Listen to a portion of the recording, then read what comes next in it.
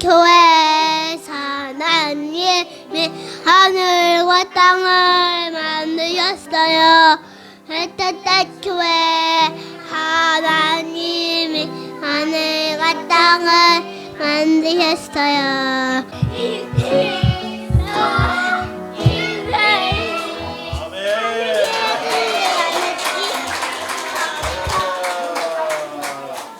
이번 주에 3월 1일 3.1절이 있었죠. 그래서 오늘은 3.1운동과 서대문 형무소 그리고 기독교라는 제목으로 일제시대 때 기독교의 형편들을 살펴보면서 마지막 시대에 닥치게 될 그런 시험과 어려움들 이런 것들을 미리 마음으로 대비하는 그런 시간 갖도록 하겠습니다.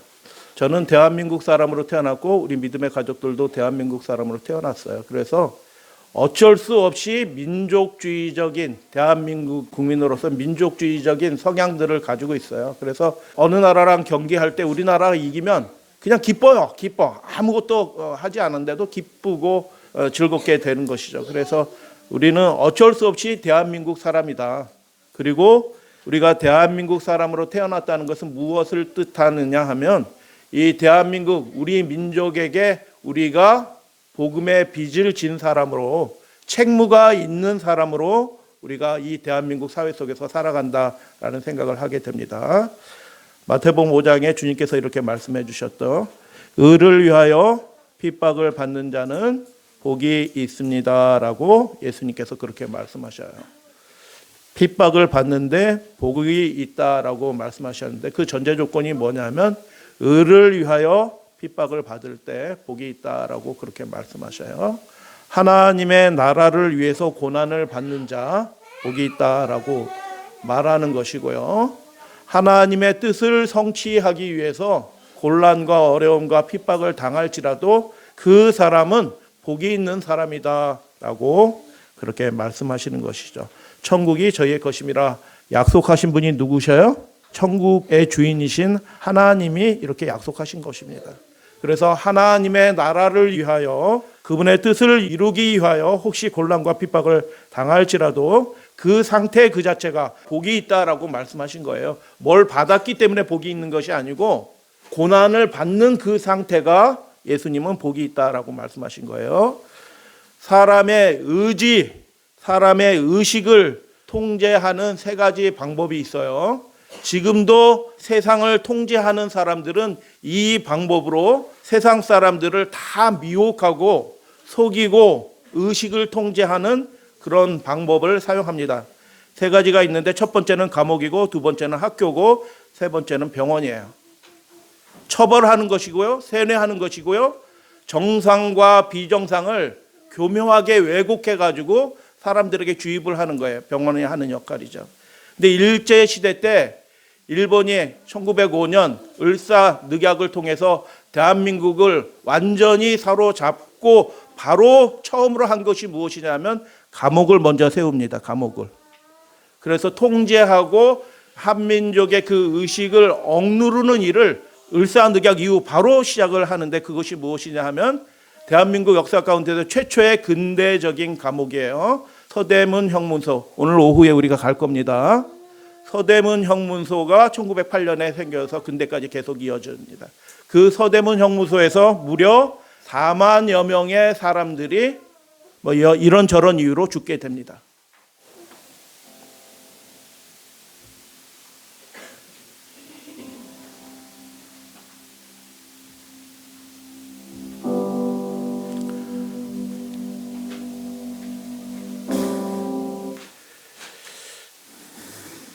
유관순 열사가 서대문 형무소에서 18 나이로 순국하게 되고요. 손병희 선생 마찬가지로 수감되었다가 고문 많이 당하고 힘든 겁니다. 육신이 견딜 수 없을 만큼 고문을 당하다 순교를 하고요. 안창호 선생도 수감됐다가 그것으로 인해서 순국하게 되는 것이고요. 우리 교단의 최태원 목사님도 미국 선교사들이 거의 강제 출국하게 되고 조선 합회장이 되자마자 미국이 개입하지 않으니까 이제 일제가 그냥 마음대로 합니다. 그래서 바로 잡아 들여가지고 고문하고 빈사 상태가 돼서 병원으로 옮겼는데 거기서 병원에서 이제 순교하시게 됐죠. 1910년 강제 합병이 이루어진 후 1919년까지 거의 8년 이상을 우리 민족은 그 억눌림 가운데서 잠잠했습니다. 아무것도 못했어요.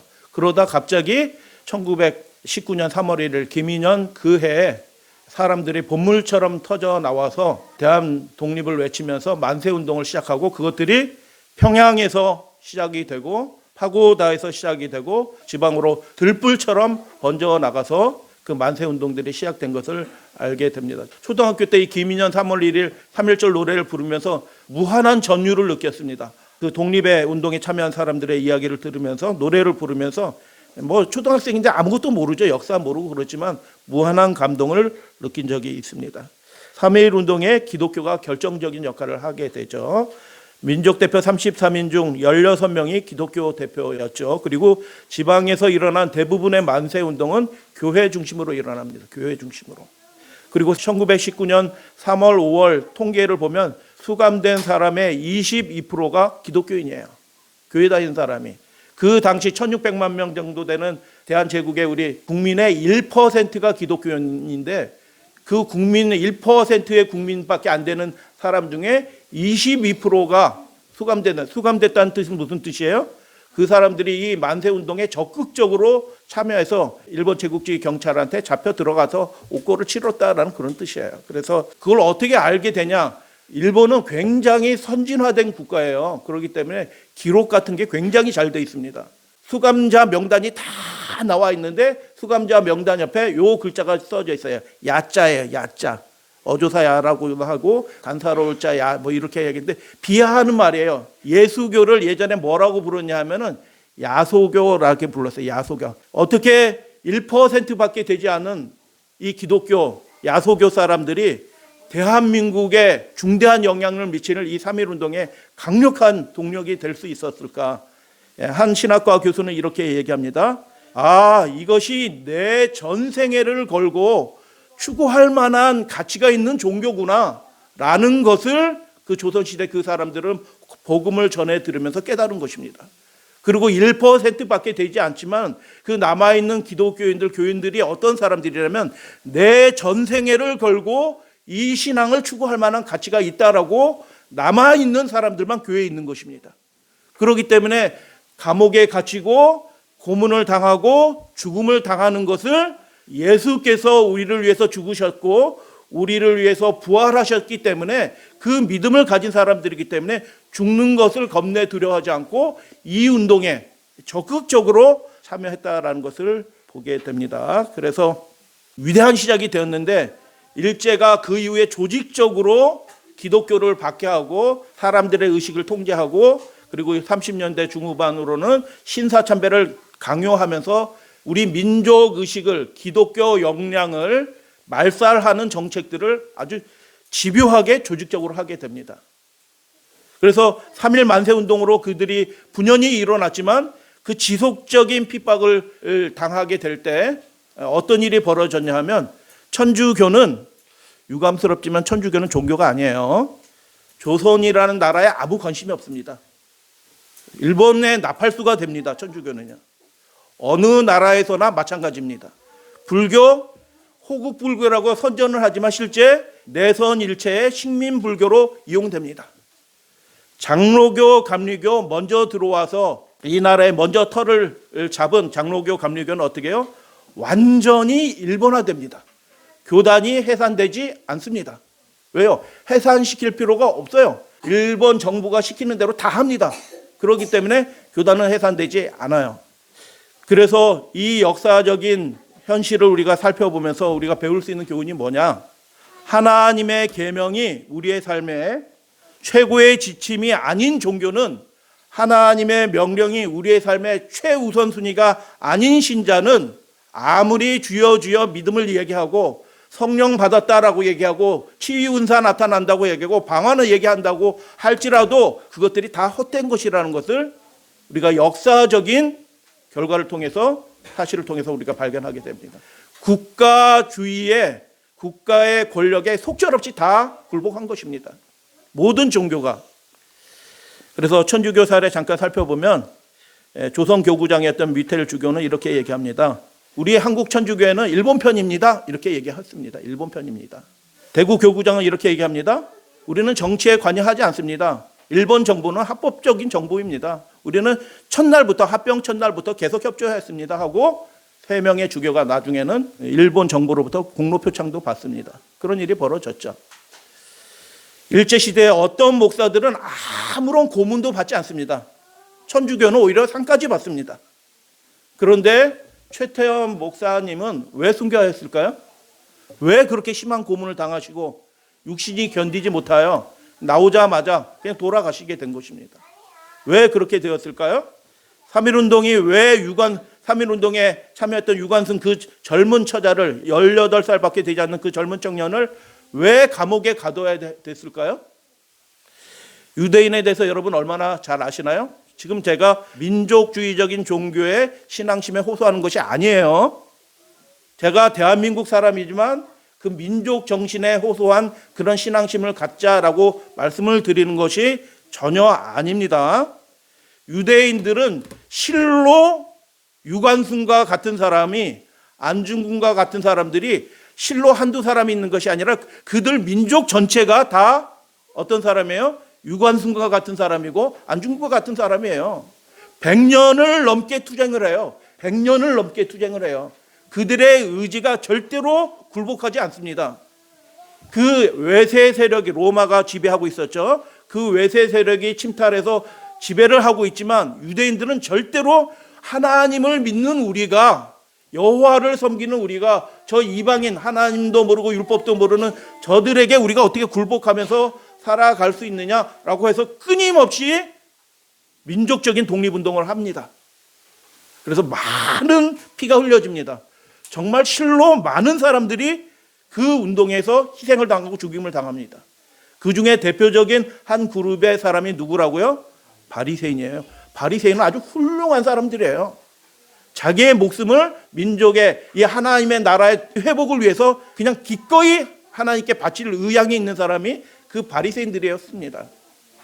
그런데 예수님은 어떻게 하셨느냐? 예수님의 입장이 중요한 거잖아요. 바리새인들의 입장이 우리의 모델이 아니란 말이죠.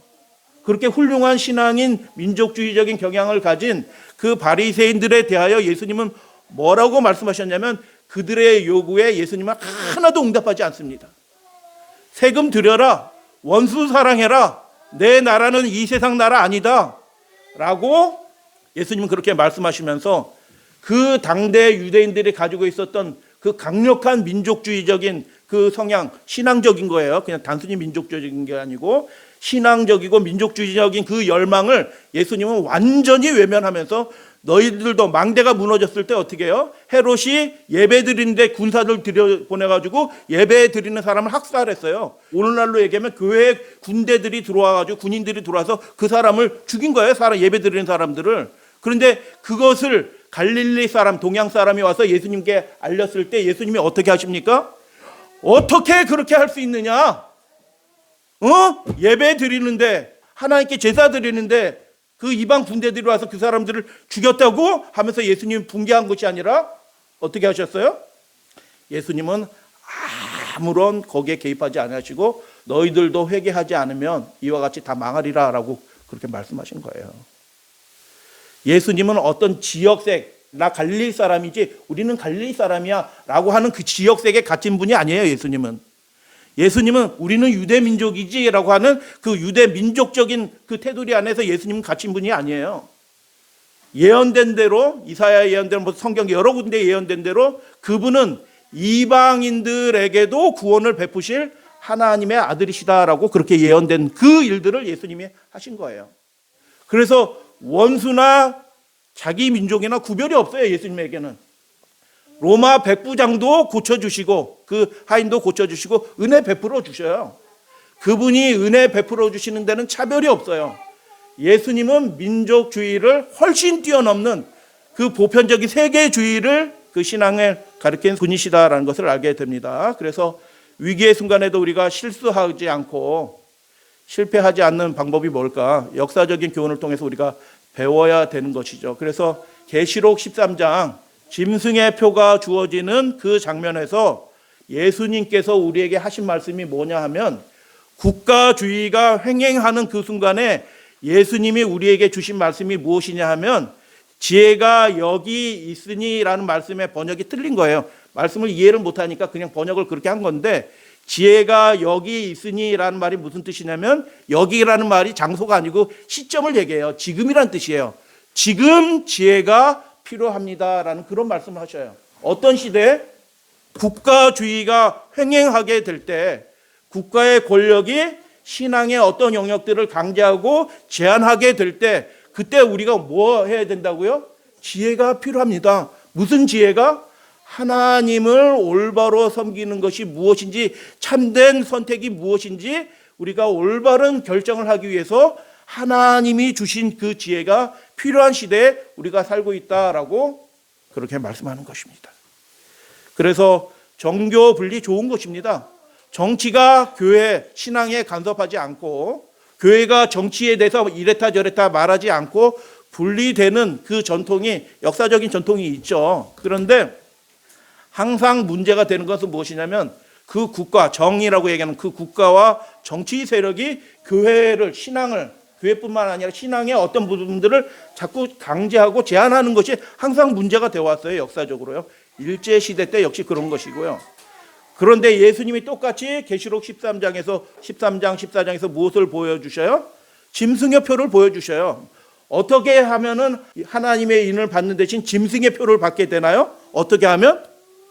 그 짐승의 명령에 굴복하면, 하나님의 계명과 예수 믿음을 지키는데, 그 하나님의 계명과 예수 믿음을 지키는 그 일에 온전히 하나님의 말씀대로 하지 못하게 국가가, 짐승이 강제하게 될 때 그것에 순복하면, 그것에 굴복하게 되면 짐승의 표를 받는 거예요. 교회 다니는데 하나님의 인을 받지 않고 뭘 받아요? 짐승의 표를 받는다. 그래서 두 가지 다 있는 것입니다. 이 세상 위정자를 위해서 기도하라라고 바울이 얘기하고, 예수님도 비슷한 취지로 말씀하신 게 있어요. 그러나 반대의 이야기도 있다. 예수님께서는 세상 나라가 하나님의 나라가 아니다라고 분명히 선언했어요. 그래서 우리가 정치를 바꿔가지고 하나님의 나라를 세우려고 할 필요가 없는 거예요. 그건 예수님의 원칙이에요. 그러나 예수님이 또 경계의 지침을 주셨는데, 계시록을 통해서 이 세상이 어떻게 될 것이냐면 국가, 짐승의 세력이 어떻게 해요? 신앙, 하나님을 섬기는 그 신앙에 있어서 침해하고, 그 대권을 침해하고 제한하는 일들을 할 것이다. 그때 뭐가 필요하다? 지혜가 필요하다. 올바로 선택해야 된다. 일제시대 때 천주교나 불교나 감리교나 장로교처럼 속절없이 일본이 시키는 대로 다 하면 어떻게 된다? 하나님의 백성이 아닐 수도 있게 된다라는 경고의 말씀이에요. 예수님은 탈민족주의적인 세계인을 추구하셨습니다. 로마한테 세금 바쳐라 라고 얘기한 겁니다. 근데 계시록에서는 어떻게 해요? 그 국가의 명령, 어떤 국가의 명령은 우리가 수용할 수 없다, 그것이 틀렸다, 그렇게 하면 안 된다라고 큰 소리로, 셋째 천사의 음성, 큰 소리로 외쳐서 증거하고 선포해야 된다라고 예수님이 우리에게 또한 명령하신 거예요. 국가에 순응해야 될 것들이 있고, 어떤 한계가 넘어서면 그것을 순응하지 않을 뿐만 아니라 그것이 틀렸습니다, 그렇게 하면 안 됩니다라고 외쳐야 될 사명이 누구에게 있다고요? 이 시대의 남은 백성에게 있다는 것입니다. 국가가 그렇게 하면 안 됩니다라고 말해야 될 거룩한 책무가 하나님의 계명과 예수 믿음을 지키는 사람들에게 있다는 것이에요. 그래서 예수님의 가르침은 그 바리새적인 가르침하고 완전히 달라요. 그 민족주의적인 신앙, 그래서 유대 민족을 우리가 회복하고 해방해야 된다라는 그 강력한 2,000명이 순교를 합니다. 예수님이 오시기 얼마 전에 바리새인 2,000명이 십자가에 달려 죽는 일이 벌어져요. 근데 그럼에도 불구하고 예수님은 그 열망에 아무런 반응을 하지 않아요. 하나님의 나라는 어떤 나라예요? 유대 나라에 제한되는 나라가 아니고 온 세상이 다 하나님의 나라로 그분께서는 삼으시려고 하신 것입니다. 예루살렘에서 시작하여 어떻게 해요? 온 유대와 사마리아와 땅끝까지 이르러 그 하나님의 나라를 세우려고 하는 것이 하나님의 뜻이에요. 그래서 유대 정신을 갖는 건 우리가 한민족으로 정서를 갖는 게 나쁜 게 아니거든요. 근데 유대 정신 안에서 신앙을 하게 된다면 그것은 바람직한 하나님의 나라의 백성의 모습이 아니다라고 예수님은 말씀하신 거예요. 근데 계시록의 상황으로 넘어서 보면 그 제국의 질서, 국가의 질서에 그냥 무조건 다 순응하면 어떻게 된다? 그 사람은 하나님 백성이 아니게 된다. 노라고 얘기할 수 있는 분명한 경계선이 있다. 국가가 시키는 일을 이건 안 됩니다라고 말할 수 있는 분명한 가르침과 경계선이 있다라고 말씀을 해요. 그래서 3.1 운동은 우리가 더 포괄적으로 봐요. 민족운동, 해방운동이 아니라 그 사람들의 기본적인 정신이 뭐냐면 보편적인 평화주의에 호소한 것입니다. 조선을 독립시켜 주십시오. 조선이 독립해야지 세계 평화에 이바지하게 됩니다. 그런 정신이 온 세계에 가득해서 인도나 뭐 아프리카나 뭐 등등 여러 약소 민족, 그 민족들도 힘을 얻고 그들이 스스로 진짜 그들의 나라를 이루게 됩니다. 조선이 해방이 되어야 됩니다라는 그런 취지로 세계 평화주의에 호소한 것이죠. 셋째 천사의 기별 측면에서, 계시록의 측면에서 보면 이 마지막 시대에 정말 중요한 것은 하나님께 충성하는 것입니다. 어떤 민족주의적인 종교를 갖는 거 나쁘지 않지만 그거 한계를 훨씬 뛰어넘는 것입니다. 오히려 그게 걸림돌이 될 수도 있어요. 하나님을 두려워하고 그분의 계명에 순종하라는 것이 그분의 요구예요. 국가의 명령이 아니라 하나님의 명령에 순종하는 것이 중요하다. 그래서 국가가 하나님의 계명을 침해하고 있는데 종교 분리다? 종교 분리예요, 아니에요? 이게 굉장히 어려운 거예요. 그래서 우리는 정치에 관여하지 않고 국가가 시키는 대로 다 수용한다? 이거는 계시록 13장의 예수님의 계시를 통해서 어떤 상황이 되냐면 짐승의 표가 주어지는 그런 상황이 되는 것입니다. 베드로전서 2장에 이런 말씀이 있죠. 오직 너희는 택하신 족속이요. 누가 택하신 거예요? 하나님, 만유의 왕이신 하나님이 택하신 것입니다. 왕 같은 제사장들이요, 거룩한 나라요, 하나님을 섬기는 그분의 백성을 국가가 뭐 이렇게 제한하고 강제하고 뭐 이렇게 해라 저렇게 하라고 자꾸 하나님을 예배하는 일에 이렇게 간섭하고 개입을 하게 된다면 어떻게 해요? 그분의 거룩한 나라를 대적하는 것입니다. 누가요? 이 세상 권세가 그의 소유된 백성이다. 그래서 우리는 그냥 이 세상 대한민국 사람 자연인이 아니라, 자연인이기도 하지만 우리가 대한민국 사람이니까 뭐 우리나라 잘 되면 우리가 좋아해요. 기쁘잖아요. 그런데 어떻게 해요? 그 한계를 훨씬 뛰어넘는 우주적인 관점을 가져야 된다. 우리는 누구의 백성이다? 하나님의 소유된 백성이다라는 것입니다.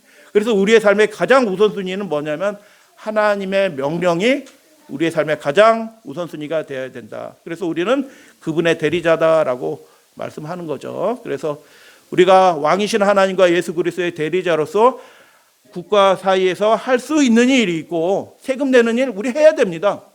자연인으로서 당연히 해야 돼. 책무예요. 그러나 어떤 일들은 할 수 없는 일이 있다. 경계선이 있는 거예요. 그 경계 긋기를 우리가 무엇을 통해서 배울 수 있느냐? 당연히 하나님의 말씀을 통해서 배울 수 있고요. 역사적인 우리가 조망을 통해서 다시 한번 교훈을 얻어야 된다라는 것이에요. 그래서 우리가 서대문 형무소 가는데 거기 가면 그냥 휙 둘러보면 아무것도 없어요. 사진이 있고 전시실 있고 뭐 감옥이 있고 사형하는 곳 있고 뭐 이런 곳이에요.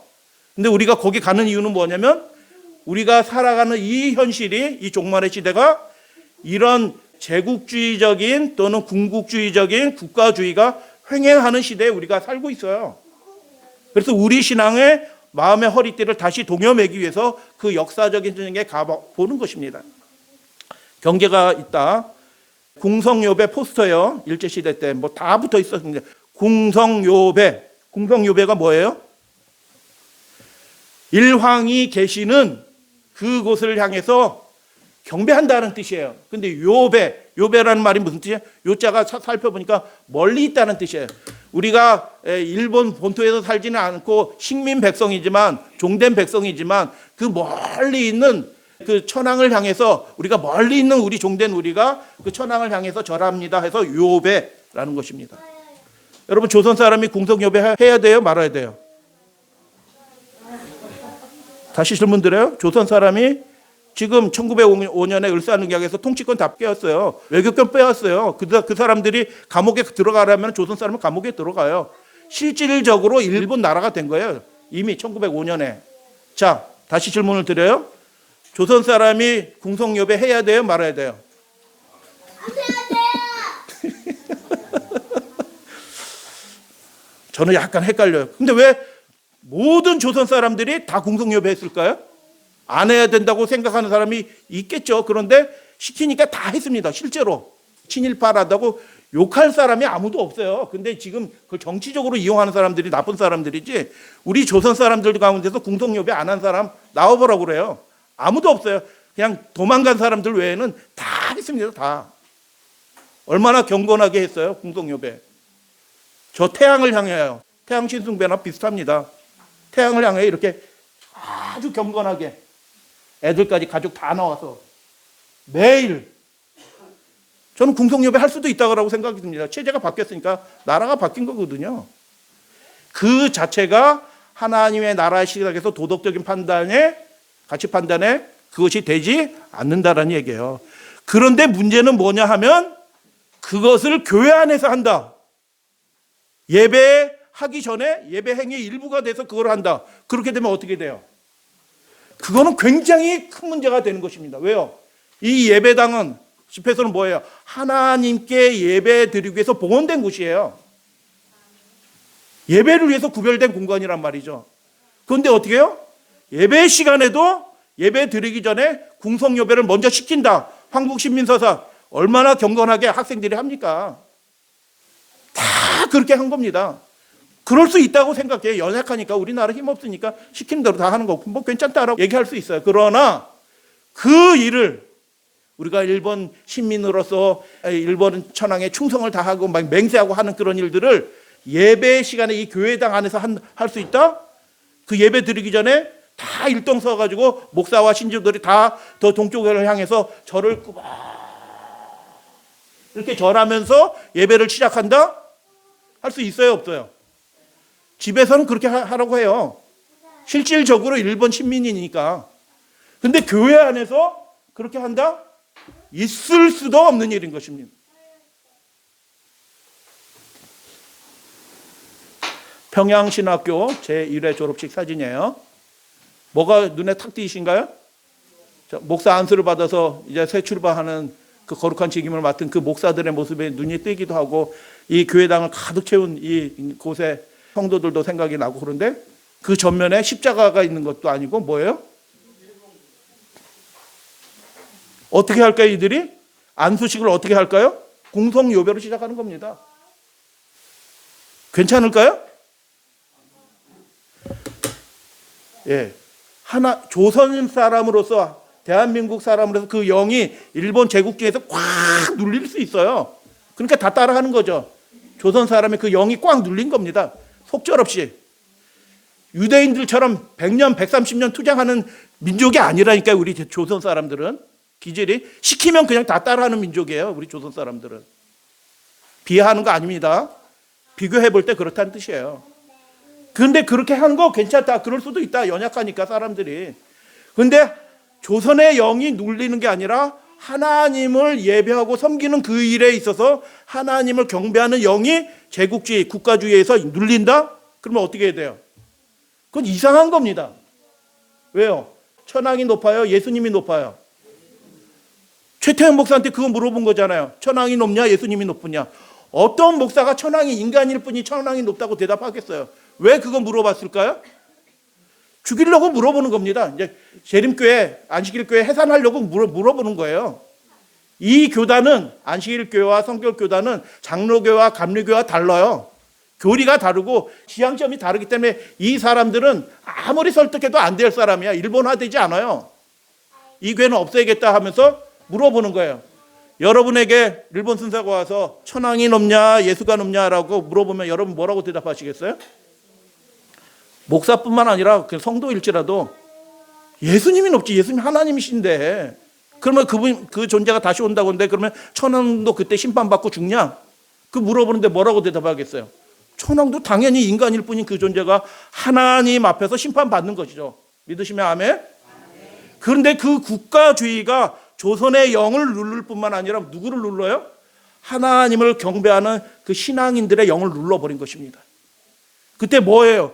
분연이 일어나서 이건 안 됩니다 라고 얘기하고 음성을 높였어야 되는데 어떻게 해요? 연약했던 것입니다. 감리교회, 제가 철원에 있어서 압니다. 철원 감리교회가 세요. 감리교회 방언하고 뭐 아무 소용 없습니다. 그냥 일본 정부의 하수인 노릇합니다. 교회가 교회당을 이렇게 아무리 이쁘게 하면 뭐 합니까? 뭐가 눈에 띄어요? 천장에 붙어 있는 일장기죠. 그래서 평양에 있는 여러 개신교 목사들이 신사참배를 하고 본인만 한 것이 아니라 학생들을 다 데려다가 신사참배합니다. 평양에서 하고 저 남산에 가서 하고 다 합니다. 국가주의가 승리한 것입니다. 하나님을 믿는 그 신앙을 굴복시킨 것입니다. 그 상황이 뭐예요? 계시록 13장의 상황이라니까요. 짐승의 표를 누구든지 다, 모든 사람에게 다 짐승의 표를 주는 상황이 이미 벌어진 것입니다. 그때 언더우드, 연세대학교죠. 언더우드 선교사의 딜레마가 있어요. 거기에도 북장로교회죠. 북장로교회도 조선에 들어와서 학교를 세웠어요. 학교법을 만들었거든요. 학교법을 만들어가지고 일본 정부가 시키는 대로 해야 돼요. 그래서 신사참배 시키니까 기독교 미션 스쿨인데도 어떻게 해요? 학생들을 데리고 가서 교장이 신사에 가서 신사참배 해야 되나요? 말아야 되나요? 안 하면 학교가 손해볼 수도 있고 학교가 없어질 수도 있고 막 그런데 해야 되나요? 말아야 되나요? 여러분이 교장 선생이라면 학교 선생님은 어떻게 하겠어요? 학교 기관을 유지해야지. 그래야지 복음도 가르치고 조선민족 성경도 모르고 하나님도 모르는데 누군가 가르쳐야 되는데 우리 기관이 없어지면 되겠냐 라고 해서 언더우드 선교사는 그 국민의례니까 일본 사람들이 국민의례라고 하잖아. 국민의례 하러 간 거야. 그거 괜찮아요. 그런데 예배당에서 교회에서 예배 드릴 때 그렇게 한다? 경계가 있는 것입니다. 경계. 그래서 유지하는 것이 낫다라고 그렇게 주장합니다. 그때 평양숭실학교 교장이었던 이분도 목사님의 선교사 매큐는 뭐라고 얘기하냐면 양심적으로 내가 할 수 없는 일들을 학생들에게 교직원한테 시킬 수 없다 라고 한 것입니다. 누구 말이 맞아요? 선택은 여러분이 하시는 것입니다. 그러나 심판은 하나님 앞에서 받는 것입니다. 평가는 하나님이 하십니다. 무엇에 의해서 평가하시나요? 하나님의 계명에 의해서 평가받으실 것입니다. 그 결정이. 그래서 저는 이거 이름을 붙였어요. 언더우드 딜레마. 이거 우리가 아니면 복음 전할 사람이 없고 이 기관에 이 필요한데 국가의 명령을 따르다 보면 신앙에 하나님을 경배하는데 침해를 받고 근데 어떻게 해야 되냐? 막 논쟁이 붙은 것입니다. 재림교회도 동일한 일이 벌어졌습니다. 신사참배 강요 받았거든요. 그래서 교장 선생님이 학교장이 교사 데리고 선생님 빨리 갔다 와. 어디 갔다 오라는 얘기예요? 학생들 데리고 신사참배 당번이니까 당신 갔다 와 이렇게 시키는 거예요. 여러분이 교사라면 갔다 오시겠어요? 말하겠어요? 학생들 데리고. 그냥 갔다 온 선생이 있고요. 어떤 교사는 제가 무슨 일이 있고 무슨 일이 있고 자꾸 이유를 대가지고 안 한 선생들도 있어요. 위기의 순간에 어려운 순간에 그 사람이 진짜 누구를 두려워하는지 세상의 권력을 두려워하는지 하나님을 두려워하는지 완전히 드러납니다. 신사참배를 거절해 소수입니다. 소수 아주 소수예요. 신사참배를 거절해서 어느 교회 목사는 순교했다라는 소식이 막 들려와요. 어떤 중학교 학생들, 중학교, 고등학교 학생들, 어린 학생들이 신사참배를 거부했기 때문에 학교에서 퇴학당했다 얘기가 들려와요. 어떤 교단, 군소교단이죠. 하여튼 작은 교단은 신사참배를 거절하였기 때문에 해산당했다는 소식도 들려와요. 그런 소식이 들려오는데도 불구하고 그 큰 교단, 그 교단 사람들은 여전히 어떻게 신사참배를 하면서 궁성교배를 하면서 그게 국가행사라고 하면서 예배를 드릴 수 있겠느냐. 양심이 뜨끈뜨끈하지 않았을까? 어떤 사람들 지금 감옥에 들어가 있는데 그 문제로 순교까지 하고 있는데 학생들조차도 기꺼이 퇴학당하고 있는 그 순간에 어떻게 교단장이 그렇게 할 수 있을까라는 그런 생각이 안 들었을까요? 왜 천주교, 불교, 감리교, 장로교들이 완전히 일본화되었을까요? 이유는 딱 하나입니다. 하나님을 두려워하는 대신 세상을 두려워한 것입니다. 하나님의 역사의 주관자, 학교가 해산당하고 폐쇄당하고 교단이 해산당하도 괜찮아요. 그 교회의 주인이신 분은 누구셔요? 하나님이신 것입니다. 하나님이 다 알아서 하셔요. 하나님은 만유의 통치자이셔요. 믿으시면 아멘? 인간이 이렇게 할 필요도 없어요. 그것은 하나님 책임이고 하나님이 명령하신 그 원칙에 딱 굳게 서면 되는 거예요. 그런데 세상 권력을 두려워했기 때문에 천주교는 교회가 아닙니다. 불교? 이거는 뭐 유감스럽게 감리교, 기독교라고 하는 감리교, 장로교도 마찬가지예요. 왜 그런 일이 벌어졌는가? 대표적 제가 이분 이름은 거명하지 않겠습니다. 한국 교계에 대표적으로 존경받는 전 세계적으로 알려진 이 목사님은 한 모시기 목사님은 어떻게 해요? 신사참배 적극적으로 한 겁니다. 학생들 데리고 다 하고 목사들한테도 그렇게 가르치고 그리고 그거 부인하다 결국 해서 침묵하다가 자기 발언할 수 있는 기회에 침묵하다가 나중에 아주 늦은 시기에 나 신사참배 했어요 라고 그렇게 시인한 겁니다. 잘했어요 못했어요? 그 전에 이미 했어야 되죠 하려면. 근데 그 문제가 뭐냐 하면 이런 유명한 기독교 인사들이 5.18 사태, 우리 청년들은 잘 모를지도 몰라요. 5.18 사태라는 용어는 중립적인 용어예요. 제가 누구 편 드는 거 아닙니다. 5.18 사태를 진압하기 위해서 군부가 일어나서 군부 정권이 들어섰을 때 그 군부 정권, 서슬퍼런 군부 정권을 위하여 조창 기도를 열어서 저 희끄무레하게 보이는 저분 누구신지 아시죠? 그분 앞에 가가지고 이 한국 교계를 대표하는 사람들이 그 사람을 축복하는 예배를 드렸습니다. 신사참배했던 그 분들이 조창기도 열어서 그 군부 정권을 축복하는 일을 한 것입니다. 왜 그럴까요? 상황은 바뀌었어요. 상황은 바뀌었는데 어떻게 해요? 실로 하나님을 두려워하고 경배하는 일에 실패했던 것입니다. 왜 실패했어요? 하나님의 계명이 그의 삶의 원칙이 아니에요. 이분들이 뭐라고 얘기하냐면 교회는 정교분리 원칙이에요. 교회는 교회 일만 열심히 하면 된다. 전도, 구제, 봉사. 맞는 얘기처럼 보여요. 그런데 여러분 국가주의가 횡행하고 예배와 어떤 것들을 통제하고 이렇게 하는 그런 상황에서 교회가 국가가 시키는 대로 다 하면서 그렇게 하면 되는가? 여러분 헤롯 왕에 의해서 요한이 목뱀을 당했잖아요. 헤롯 왕. 근데 요한이 헤롯 왕에 대해서 뭐라고 얘기해요? 헤롯 왕이 잘못한 거에 대해서 요한이 어떻게 해요? 잘못했다라고 지적을 하는 거예요. 헤롯 왕을 축복하는 선지자 요한의 모습을 상상할 수 있을까요? 상상할 수도 없습니다. 그런데 교회가 교회 일만 한다고 하면서 세상 권력에 굴복하는 그런 일들 뭐 가능하지도 않아요. 바울은 어떻게 했을까요? 여러분 바울의 사도행전 24장에서 이런 이야기가 기록이 됐어요. 바울이 의와 절제와 장차 오는 심판, 이거 다 누구에 관한 얘기예요? 하나님이 이렇게 하신다. 너의 행위를 다 달아보신다. 심판한다. 너 옳지 않다. 라는 것을 강론하였다. 누구한테 강론한 거예요? 교회에서 설교했다라는 얘기가 아니고 벨릭스 총독에게 그렇게 한 것입니다. 총독 앞에 가서 총독이여 당신은 정교분리니까 로마 권세가 잘 평안하게 해서 이렇게 안정적으로 이 백성들을 통치해 줘서 고맙습니다. 뭐 이런 얘기 했던 거예요? 청와대 들어가지고 조창기도 열면서 그 군부 정권, 왜 군부 정권이 문제가 되냐면 어쨌거나 결과적으로 많은 사람이 죽었어요.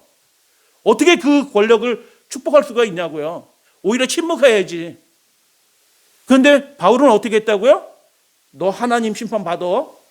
총독한테. 지금 바울은 신분이 뭐예요? 죄수 신분이에요. 감옥에 갇힌 사람이에요. 그런데도 어떻게 해요? 하나님의 대리자로서 너 심판받는다? 하나님이 네 행위를 다 달아보고 계신다? 의의 통치를 해야 된다? 올바로 해야 된다? 라고 그렇게 강론하니 벨렉스가 어떻게 해요? 두려워했습니다. 여러분 이 마지막 시대 하나님의 백성들이 어떻게 살아야 될까요? 어떤 종교인들은 이런 인간일 뿐인, 하찮은 인간일 뿐인 이런 사람을 두둔해요. 목회를 그만둬야 됩니다. 설교를 하지 말아야 돼요. 그렇게 할 거면. 어떻게 이런 사람을 두둔할 수 있어요? 그럴 수가 없는 거죠. 왕이신 하나님과 예수 그리스도의 대리자로서 할 수 없는 경계가 분명히 있습니다. 최후의 마지노선과 같은 경계는 무엇일까요? 예배입니다. 예배. 안식일입니다. 하나님을 경외하는 데 있어서 국가가 안식일 예배하긴 하는데 이렇게 해라고 예배 형식을 그들 마음대로 바꾼다? 궁성 예배해라 뭐 해라? 여기다 태극기 걸어라 뭐 걸어라 뭐 이렇게 자꾸 시진핑 초상화 걸어라 뭐 이렇게 하게 되면 어떻게 해요? 국가주의가 신앙의 영역으로 들어온 것입니다. 선지자 다니엘이 말한 바 멸망에 가증한 것이 교회 안으로 들어온 거예요. 그 영에 하나님을 경외하는 그 신앙이 억눌리면 안 될지어다. 할렐루야 아멘. 근데 많은 경우 실패한 것입니다. 크게 실패했습니다. 3.1운동을 통해서 우리가 역사적인 큰 흐름을 보게 됩니다. 하나님은 우상 숭배와 허탄한 신화 아래서 신음하던 조선 백성을 긍휼히 여기셔서 부패한 조선을 일본 제국주의를 통해서 끝내버리셨습니다. 안 그랬으면 우리나라 희망이 없는 나라예요. 그 부패한 조선, 여러분 몇몇 책들이 있는데 읽어보면 조선시대 말렵은 그 나라가 아닙니다. 이건 고종이 무슨 임금이고 황제, 그거는 인간도 아닙니다. 인간도. 그런 부패한 조선을 하나님이 백성들이 유약해서 스스로 개혁을 못하니까 어떻게 해요?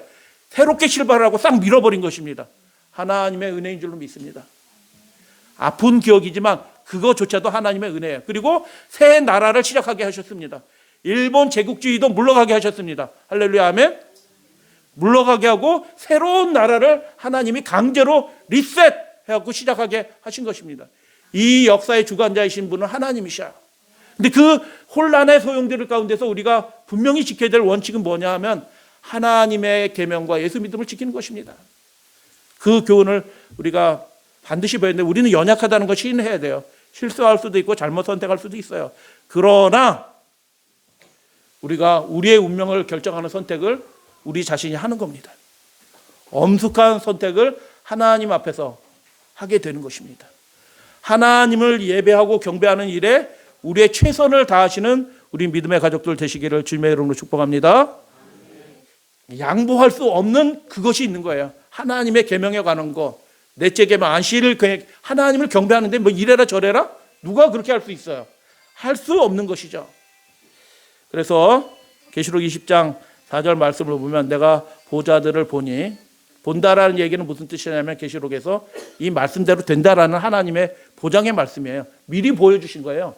보니 이게 뭐야? 이 말씀 그대로 된다.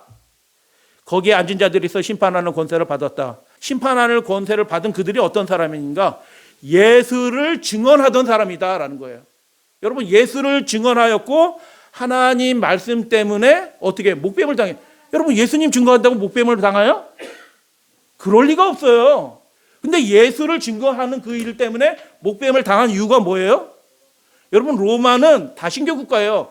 뭐 여호와 신앙 좋다. 예수 믿어라. 예수 믿어라. 다 그렇게 하는 종교. 로마는 관용적인 나라예요.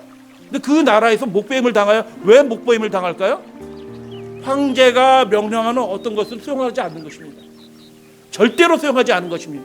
황제가 왕이 아니라 예수님이 왕이다라고 한 것입니다. 그들이 어떤 것을 수용하지 않으면서. 그래서 저것들이 제국에서 골치 아픈 사람들이 된 거예요. 그래서 죽음을 당한 거예요. 예수를 믿는 신앙에서 하나님을 믿는 신앙을 가지면서 도무지 타협할 수 없는 어떤 지점이 있는 거예요. 그들이 거부한 것입니다. 황제 숭배를. 그래서 그들이 죽음을 당한 거예요. 황제도 심판받을 인간일 뿐이지 우리가 어떻게 황제 신상 앞에 그 돌덩이 앞에 가서 우리가 절하냐. 우린 그런 거 안 한다. 교인들한테도 하지 말라라고 가르치는 것입니다. 그러니 어떻게 해요? 야, 데리고 와. 해서 죽이는 것입니다. 여러분 예수를 증언하는 그리고 하나님의 말씀은 계명이에요. 그 계명을 지키기 위해서 죽임을 당한 사람들이 어떻게 해요? 죽지 않고 살았다. 하나님의 계명을 지키고 예수를 증거하는 사람들의 실제적인 삶에 부정적인 묘사가 있어요. 부정적인 진술인데 뭐예요? 첫 번째, 그 짐승, 국가가 시키는 그 법령의 그 행정 지침에 굴복하지, 경배한다는 건 굴복한다는 뜻이에요. 그 국가가 제정한 그 지침과 행정 명령에 그들이 굴복하지 않았다라는 얘기예요. 그런 사람들이 살아 있어서 하나님 앞에서 영원토록 기뻐하면서 찬양하게 될 것이다 라고 말씀한 것입니다. 그리고 어떻게 해요? 그들이 제공하는 그 보장을 거절한 것입니다. 우리는 신앙하는 것이 제일 중요한 거지 하나님을 예배하는 것이 제일 중요한 거지 그런 거 필요 없다. 그래서 짐승의 표를 거절한 것입니다. 그래서 그들이 고난을 받았지만 예수님 보여주시잖아요. 이 사람들이 내 백성이다. 지금 제가 민족주의 얘기하는 거 아니에요. 세상이 바뀌어서 대한민국이 없어질지라도 저는 그래도 대한민국 사람으로 살 거예요. 그런데 굴복할 수 없는 최후의 마지노선은 뭐냐면 민족적인 게 아니고 하나님을 경배하는 그 신앙인 것입니다. 하나님을 예배하고 섬기는 일에 국가가 이래라 저래라 하는 그 순간이 지금도 있잖아요. 하게 될 때 어떻게 해야 돼요? 우리는 거기에 굴복하지 않습니다. 그것에 순응하지 않습니다. 왜요? 우리의 삶의 최고의 원칙은 예수님이 왕이시고 하나님의 계명이 우리의 삶의 원칙이기 때문에 순종하지 않습니다라고 우리가 개인적으로 그렇게 할 뿐만 아니라 어떻게 해요? 다른 사람에게도 큰 목소리로 하나님을 경외하는 그리스도인들이여 그렇게 하면 안 될지어다라고 큰 목소리를 외치는 것이 뭐예요? 그게 새 천사의 기별, 마지막 셋째 천사의 기별의 핵심인 것입니다. 여러분, 우리의 영을 하나님께, 우리의 마음을 하나님께 드리셔서 이기는 자가 되어주시기를 주님의 이름으로 축복하면서 말씀을 마칩니다.